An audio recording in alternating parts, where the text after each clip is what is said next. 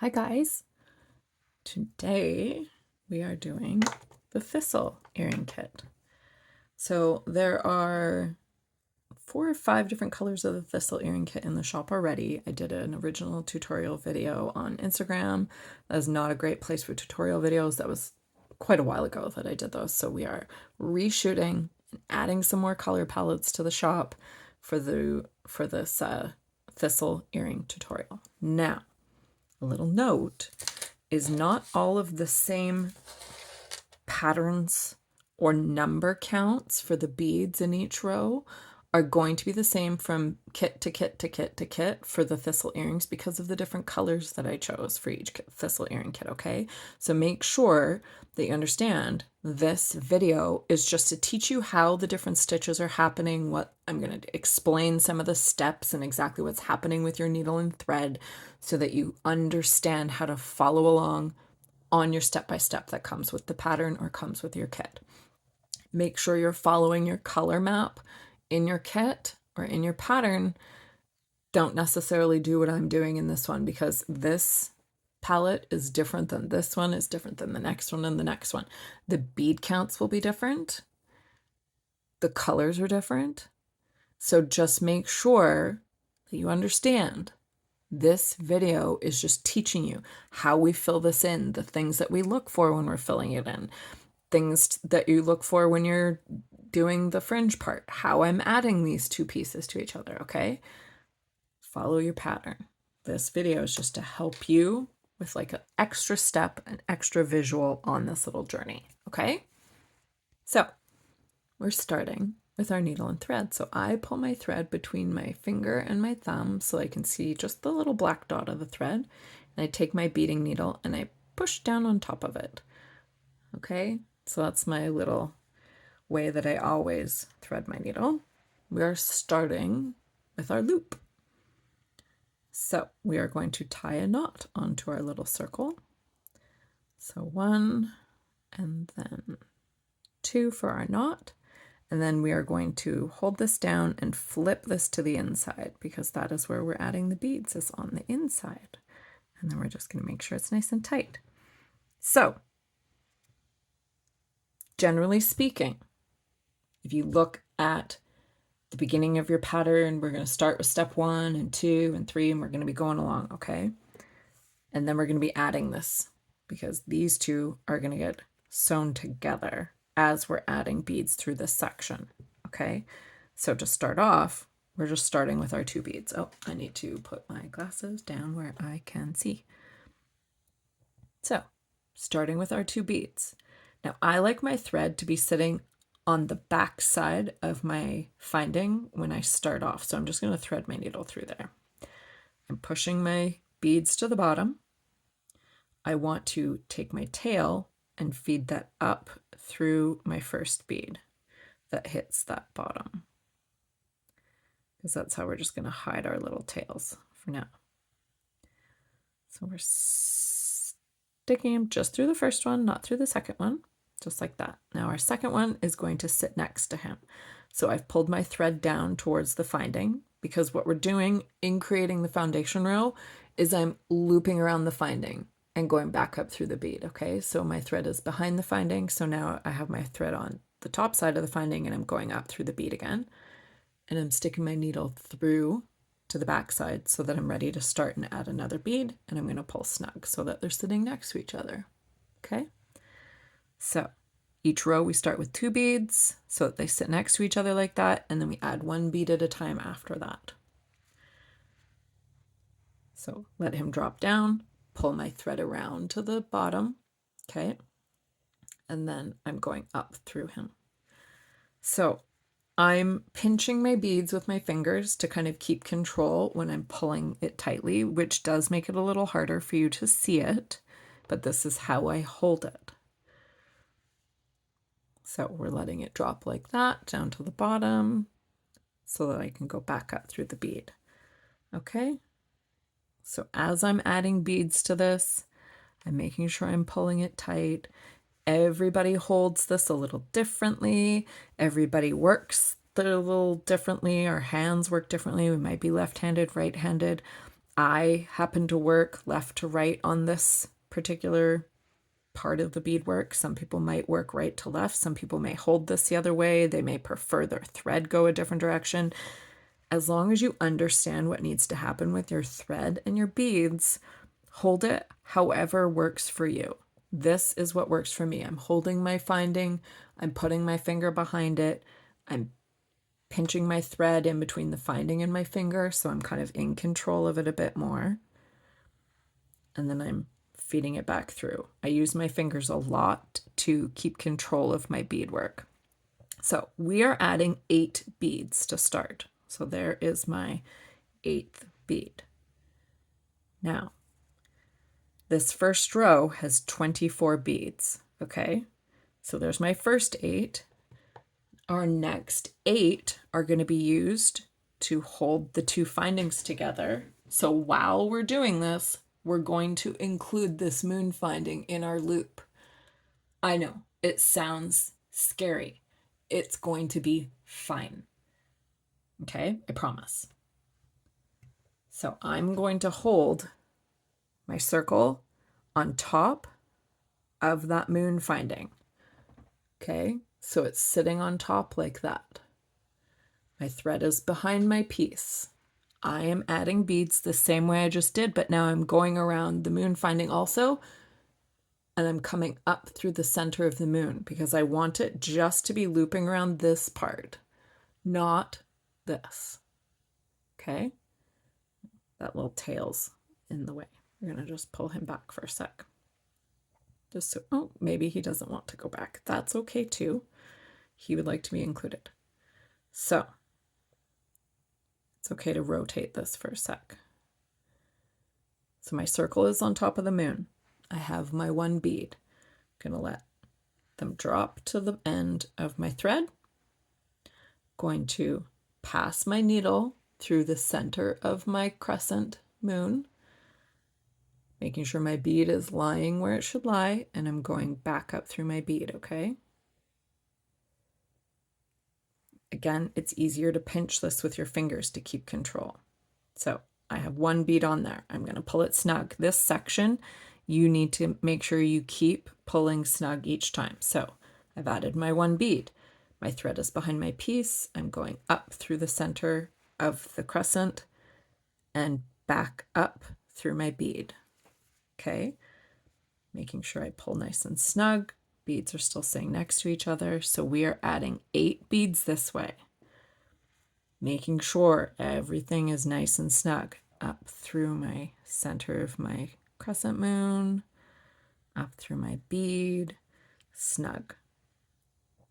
See how it's going? It's going great.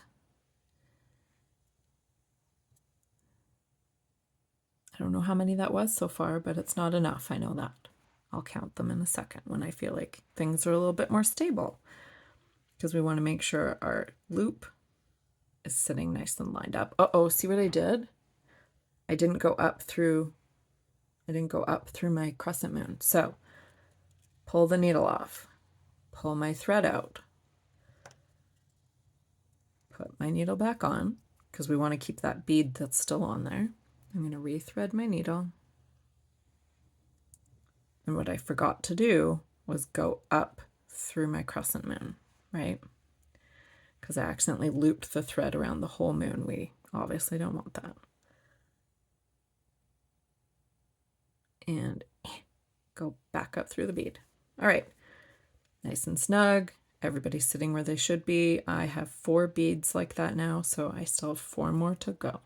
So sometimes if I've counted so that I know what I'm working on, I grab my 4 beads and I pull them forward so that I'm like, okay, I need to add 4 more beads.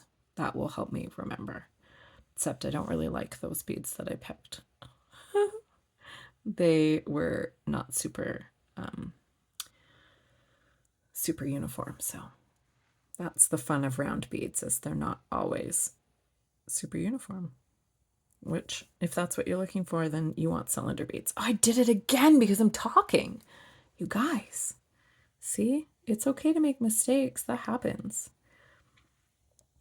The sooner we notice it, the better, because then it is easier to fix it. Okay, I'm not going to talk for a second because I need to focus. You guys are distracting me. Up through the moon. Move the thread out of the way. Up through my bead. All right. We did good. We did good. Add a bead. Up through my moon. Move that tail out of the way. Up through my bead. 2 more on this. Nice and snug. Add my bead up through my moon.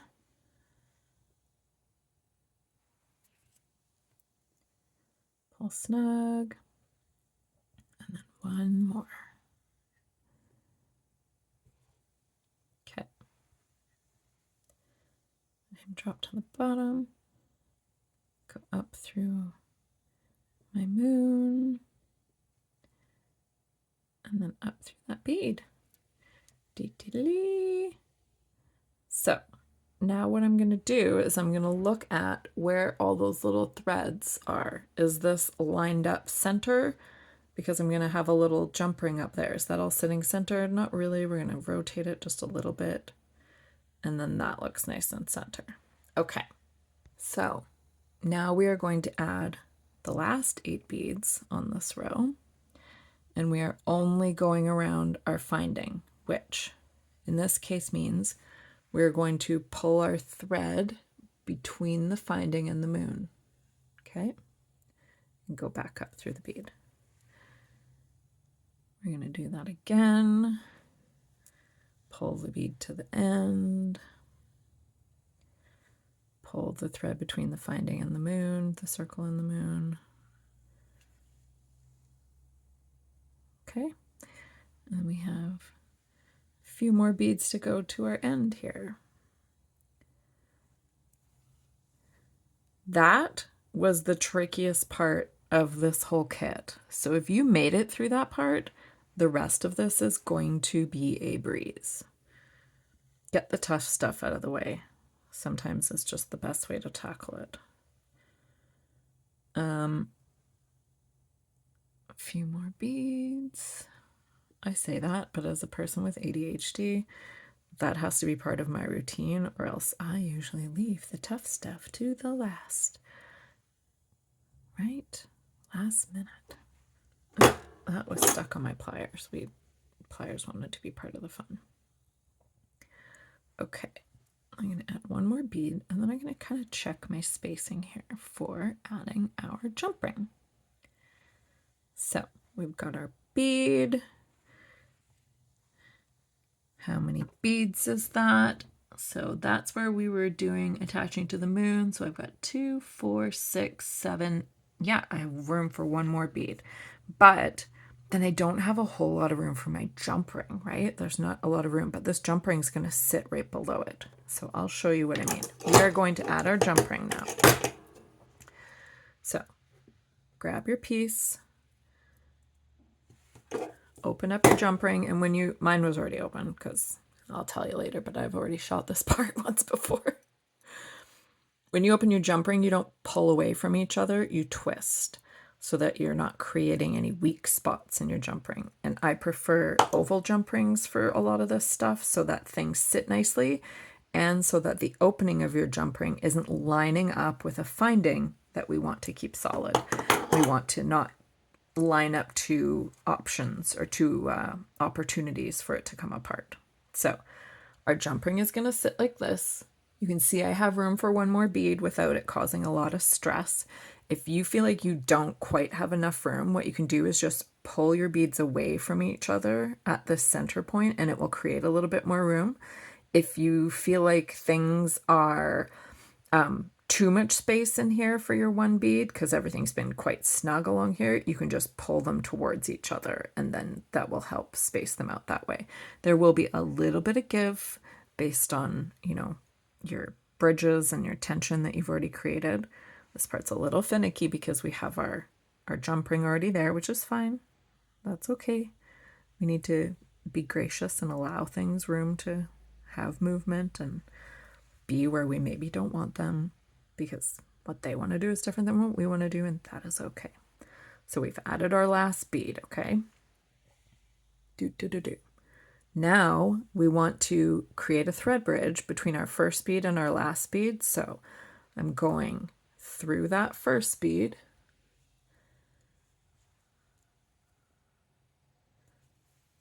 I'll feel a little bit of tension because of that knot and the extra thread, and that's fine. And I'm going to pull my tail and I'm going to pull my thread that I'm working with, just so that we're giving everybody the room they want. Now I'm going to go up through the second bead, because that is going to be where we start our next row. Okay, so we've got our thread behind, we've got our tail sitting there. We are going to trim him because we do not need him anymore, but we needed him until we were done using that space through the bead, because if we went down through that bead and we didn't have this to hang on to, you may have undone your knot and things kind of could have gone sideways there. So as a way to keep control of what's happening, we keep the tail there until we are completely done with that bead passing through it, and we are. So we're going to carefully trim that tail. Okay, you have done your first row. Now you're at step 7, where we start our next row. And you basically are going to repeat everything you just did, row after row after row. We're now doing a brick stitch. Of course, we don't have to attach this again. I guess that's a bit of a misdescription. We're doing step 7 over and over and over again. So don't forget, your pattern may have different beads that are next than my pattern does. Okay, so in my pattern, I'm grabbing 2 of this next color. Again, each time you start a row with this brick stitch, you're starting with 2, pushing them down to the bottom. And just like last time, we're going to go through the thread bridge or under the thread bridge that is right next to the bead that we just came out of, so that our beads sit next to each other like that, nice and snug. I'm going to go up through the second bead, pull, and now we're going to add one at a time. So just like that little remember piece at the bottom of page 1 says, sometimes you go through each consecutive thread bridge and sometimes you skip a thread bridge, okay? So in this case, I'm not going to go through the next thread bridge. I'm going to skip a thread bridge because I want to give a little bit of room where it's a bit crowded. My previous row had 24 beads. This row, in theory, is going to have 20 beads. So I know I'm going to skip at least 4 different times. And if my math's right, it's going to be about every time I do 5 beads in a row, consecutive thread bridges, then I'm going to skip one. That's just kind of like a guesstimation, right? So we're going through the thread bridge. Again, I like my threads starting out on the back side. Now it's on the front side. I can give my bead a little nudge towards me from the back with my finger there, and I'm going up through the bead. So we're anchoring in a brick stitch fashion each of these beads as we go along, okay? Under the thread bridge, up through the bead. Now my beads are very much like leaning this way, which makes me think they're going to get crowded pretty quick. I can start to feel that, right? So I'm on my 4th bead, or I'm on my 5th bead I'm adding right now. So I know I'm about to skip a thread. I'm going to skip a thread bridge when I add this next one. And like I said, you can feel the beads leaning. So as soon as they're starting to lean, you want to give them a little bit more space. And then when I added this next one where I skipped a thread bridge, I'm going to give it a little bit of a more snug pull because it's going to pull those ones towards it.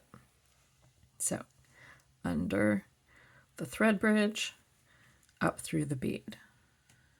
Oh, that one's a little flat.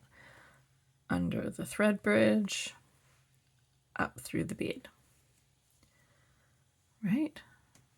Once you get the hang of it, under the thread bridge, up through the bead. They're all kind of leaning, so I know I'm getting close to skipping a thread bridge. In fact, I'm going to skip now. I know. I only did 4 beads and I skipped. It's okay. It's totally okay, I promise. I keep picking that one up. You want to make sure you are not crowding your beads when you do this. You want to make sure that you give them more space as opposed to not enough space, because crowded at the end is not going to look great. It's going to look way better if you have some holes in there. Do not get super panicked or bent out of shape when you have some holes in bead weaving when you're filling in spaces like this. Don't try and cram extra beads in there. It will look more finished and nice if you don't cram extra beads in there. If you give them a little bit more space to breathe. We all like a little bit more space to breathe. So as I'm nearing the end of this row, I'm gauging, okay, how many beads can I fit in there really? One, without it getting too crammed, right?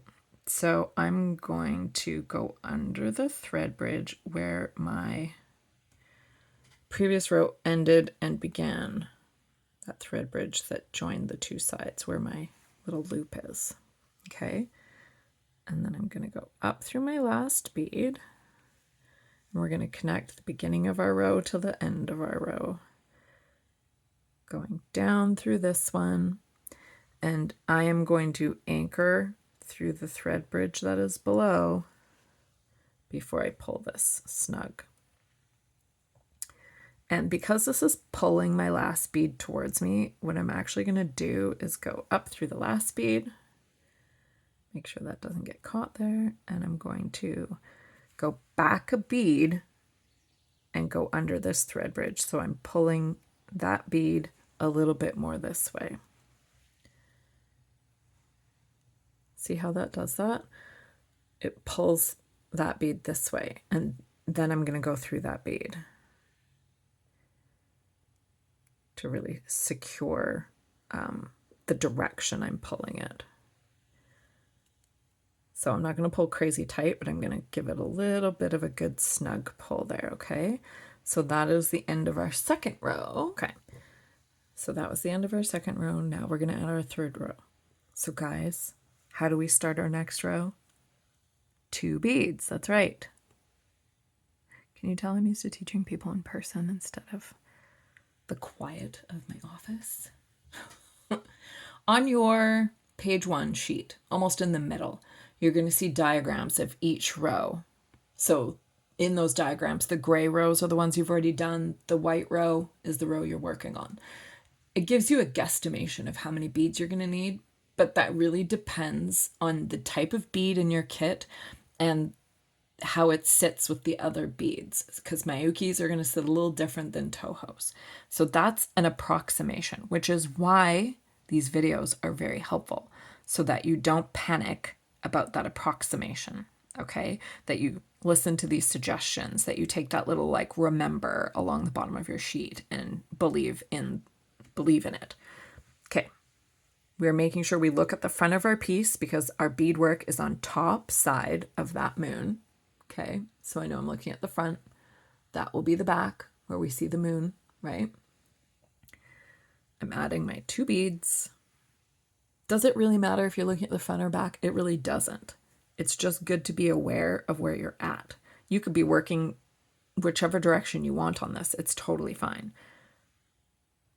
I'm going under the thread bridge that is next to it so that these 2 little beads sit side by side. And I'm not going to pull super tight because I know those are the thread bridges I just added and I don't want to create any sort of looseness there. I have room to go under this next thread bridge, so I'm going to do that. And he's already, he, they, she, I don't even know what the beads, whatever they would like to be. They would like to go off to the side here, so I'm going to skip a thread bridge and go off to the side. It is very important to listen to the beads. See which way they're leaning. See what they want to be doing here. On this row, we're going to skip some more thread bridges than we did on the last one because each row things are getting a little bit snug and we want to make sure, again, we're not crowding. So under thread bridge, this one, I'm going to skip one and go over. Getting the hang of it. By now you should be getting the hang of it. By now you should not be stressing. You should be like, yeah, this is fun. We're giving room. We're talking to the beads. We're not panicking. Beading should not be panicking. Beading should be problem solving and relaxing. If you're into more relaxing, you're definitely better to like follow some patterns, get a full kit, do whatever the kit says. That's nice and relaxing. If you are creating some of your own designs, that is a lot of take it apart, try again, take it apart, try again. This particular kit is not a quote-unquote beginner's kit. Beginners can do them, but they definitely are a little bit higher rated of a beginner, just because you do need to use a little bit of discernment here as to which, are you going under this thread bridge? Are you skipping a thread bridge? This is not I don't teach the kind of beading where I'm telling you exactly what to do each step of the way. You need to use a little bit of your free will and figure that out, because I want you to be ready to learn. So our last bead, we're going up through, down through the first one. I'm going to go under the thread bridge again on this one because I do want it to just be a little bit more secure, a little bit more snug. We're not going to pull crazy tight. Da da da da. And now we do another row where we start with 2 beads. I want that to be on the back side, so I'm going to just flip it over and go under my thread bridge. Now, I skipped over too far on my thread bridge there, so I'm actually going to pull this out because I skipped a thread bridge instead of going through the thread bridge that was next to where I just came out, like I keep telling you to do. And I paused for a second. I thought, that'll be fine. It wasn't. I should have listened to my own instructions. Go under the thread bridge next to the bead where you come out. I know that. I know that's the best thing to do here, so that things sit nicely. Da da da da. See? Follow my own instructions and I'll get good results. So now I'm going to skip a thread bridge, because as we get close to the center, things are getting a little bit more crowded. So sometimes, even if you're out towards the outside, if you're using bigger beads like on the Mandela kit, you're going to want to skip more often. Or when you get closer into the center, then you skip more often. So it really depends on the bead work that you're doing. Just trust your gut, listen to the beads, like look and see, oh, they're leaning. So on this row, I'm adding 2 and then skipping, adding 2 and skipping, because that seems to be where the beads fit the best and how they're leaning, right? So we're almost done this row. See, it goes quick when you get towards the center and then you feel like, oh my gosh, I'm actually doing it. This is so cool. It is very cool and you are doing it. Good job. Okay, last one. Going under the thread bridge. They fit in there very nicely. And then I'm going to connect to that first bead again. Going through my first bead, I'm going to go under the thread bridge that is on this side before I go back up through the bead. So it pulls it a little bit.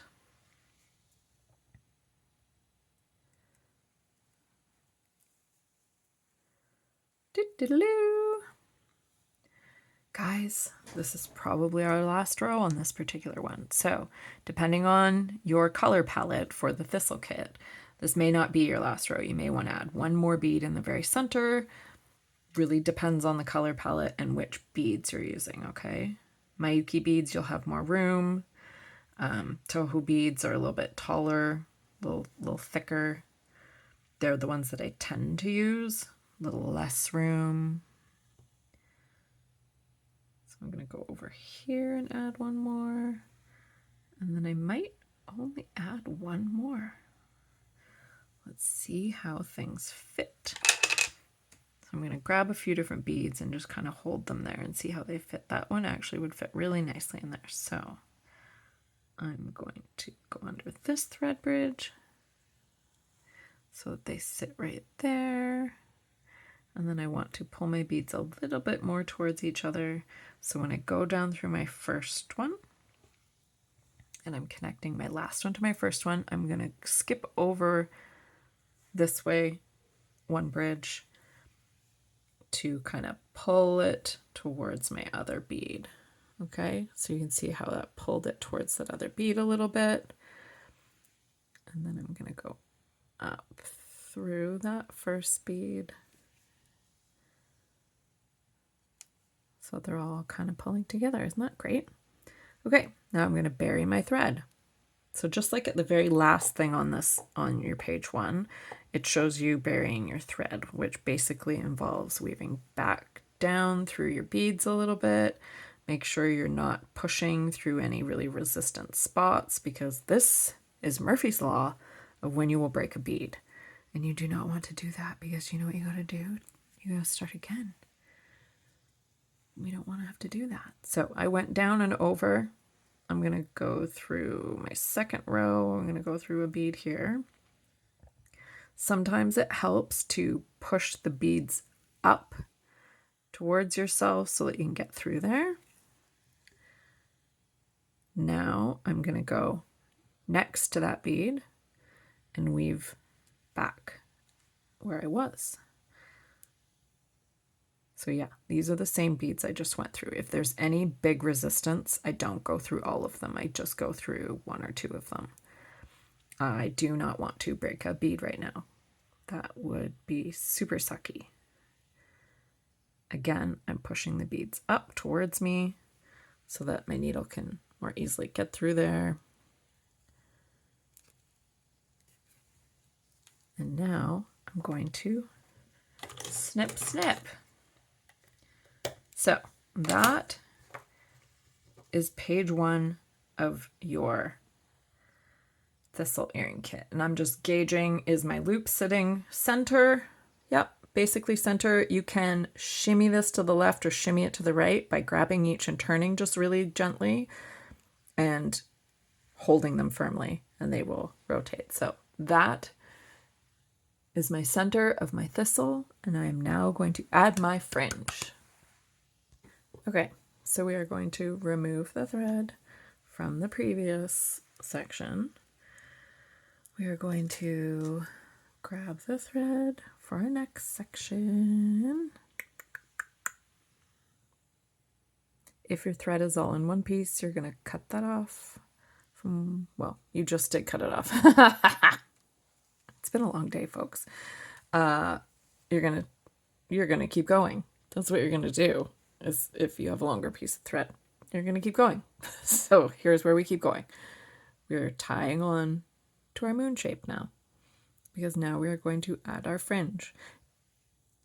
When doing a set of earrings, I personally would do each of the tops and then move on to do each of the bottoms, because you just did the top of your other one, so it's going to be fresh in your mind how each step goes. And then I would do the fringe along the bottom. Okay, so here we go. Each time we're adding to the finding. So our thought is, our knot is to the outside. When we're starting our row, we start with 2 beads. Wait, I don't have my pattern in front of me. That's ridiculous. Give me a second. I was just gonna go off the mark and start without it. I don't do that. I'm not doing that. We're on page 2. Got it? Page 2 of our instructions. You have your color map. You're looking and paying attention, Jillian, to what colors you are supposed to be grabbing. 2 beads. Feed my tail up through that first bead. Okay. Thread goes around the finding, and we are anchoring our thread. So in this particular color palette that I'm doing, I'm looking at my map and it says I do 4 of this color. So I'm adding 1 at a time, and just like we did on our finding, but a little easier because it's now on the outside of the finding, we're anchoring our beads to the finding. So our needle goes under our piece, and then we go back up through the beads so that we're anchoring to our finding. Again, don't forget, follow your color-coded map so that you are adding the right beads at the right time for your particular kit. That is my phone buzzing. Sorry about that. I cannot have it muted at the moment because I need to go pick my daughter up from the bus in a minute. Not in a minute. In about 20 minutes, half an hour. She's letting me know if she got the bus or not, which actually, if she didn't get the bus, I should probably be looking. Oops, I just hit that with my face. If she didn't get the bus, I should look and tell her that. So you keep adding one bead at a time. You keep following your pattern here. Make sure you're like following along on your pattern. I'm going to meet you there in a sec. Okay, I made my way to the end. If you're not at the end, just pause me. We'll meet at the end there. Okay, so we're at the end. I am going to do a little knot, just a little hitch. So I'm going under my most recent thread bridge, and I'm going to go through this loop so that I'm just securing my tension on my foundation row. Okay, so I pulled my knot that way a little bit. It's hidden inside that bead. And now we're going to start adding our fringe. So you are on that was step 5. We're now doing step 6. You're going to go along and you can see on the top right corner of page 2 how many beads go each one, okay, in general. You can also look at your fringe pattern map on your very, very first page on the actual like color map page and see what colors, how many, blah, blah, blah. So on mine, I'm picking up one of this color. I go through this bead. I'm looking at the back side of my work, okay? The back side. So I've gone down through that bead. And all I did was pick up one bead, went down through the bead. So it's sitting as a little stopper, okay? This one, so when you're doing fringe, the last bead is your stopper. So you do not go back up through it. It's the last bead. So now I'm picking up 2 beads, and on my particular kit, they're 2 of the same color. I push them to the end. I skip the last bead because it's my stopper. I'm going back up through the next bead and my foundation bead. Again, looking at the back side of my work, holding my work steadily in my hands, and I'm giving it some nice tension. We want snug tension on this bad boy. So now I'm picking up 3 beads. On mine, it's all of the same color. Again, as if I couldn't say it too many times, make sure you're looking at your map.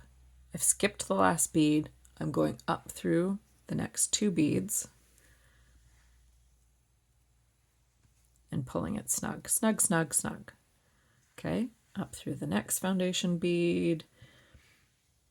1, 2, 3, 4 on this one. Push them to the end. Skip a bead. And go up through the next 3. I can see I'm piercing my thread, so I'm going to go back through again. And we're pulling it snug, so pulling that out and pulling this down.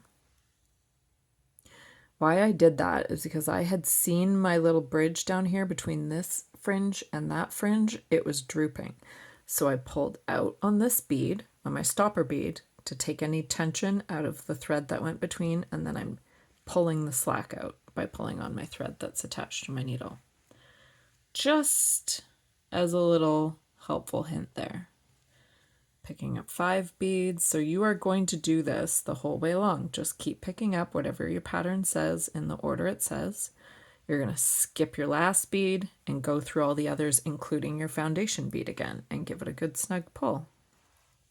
Okay, keep doing that, and I'm going to meet you at the end here. And as long as you're following along with your color pattern map, you are going to do great. So I'll see you in a minute. Pause me here.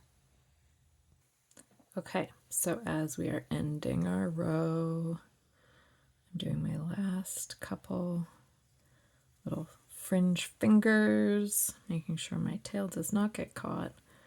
So my last one, just like the first one, we have just our one bead, and we go back down through our foundation bead. I can feel the knot, so I'm going to just drag it to the side so I'm not piercing it. If you pierce it, it's not the end of the world, but I could feel it, so I was making sure I don't. So that is our last little one. We are now going to go up through just the foundation bead next to it. Okay, just the foundation bead, not the whole fringe tail. I'm going to go underneath the thread bridge that's between the two foundation beads, bead number 2 and bead number 3, and go through my loop. Okay, so this is a hitch. And I'm going to pull it tight and pull it towards my little fringe finger. And that is it. Those are secure.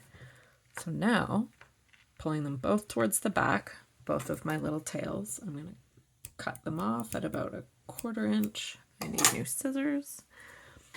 And then I'm going to very carefully burn them. Some people use the little zappy zaps. Feel free to do that. Nice and quick. So that is the end of how we create all this. This is our front side. We are going to attach our little pieces here. So we've got our earring hook. I'm going to twist to open it, attach my leaf sprig to it, and then I'm going to open this, remember, by rotating. Make sure it's facing the right direction. So this is my back side facing me. So I've rolled this over in my hand. Again, double check, back side, roll this over in my hand, so I'm looking at the back side. Dropping that on there and closing it nice and tight. Make sure that lines up nicely. And you have got your nice little thistle earring. I hope you had fun. You can find the kits in the shop. The link is in the description.